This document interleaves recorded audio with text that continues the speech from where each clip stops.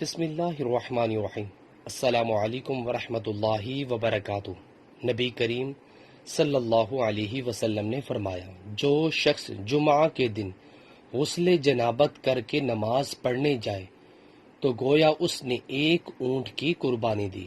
اگر اول وقت مسجد میں پہنچا اور اگر بعد میں گیا تو گویا ایک گائے کی قربانی دی، اور جو تیسرے نمبر پر گیا تو گویا اس نے ایک سینگ والے مینڈے کی قربانی دی، اور جو کوئی چوتھے نمبر پر گیا تو اس نے گویا ایک مرغی کی قربانی دی، اور جو کوئی پانچویں نمبر پر گیا اس نے گویا انڈا اللہ کی راہ میں دیا۔ لیکن جب امام خطبہ کے لیے باہر آ جاتا ہے تو فرشتے خطبہ سننے میں مشغول ہو جاتے ہیں۔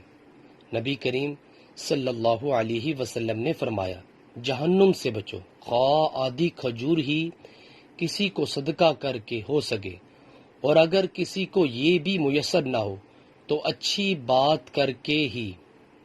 نبی کریم صلی اللہ علیہ وسلم نے فرمایا، اللہ سے پناہ مانگا کرو آزمائش کی مشقت، بدبختی کی پستی، برے خاتمے اور دشمن کے ہنسنے سے۔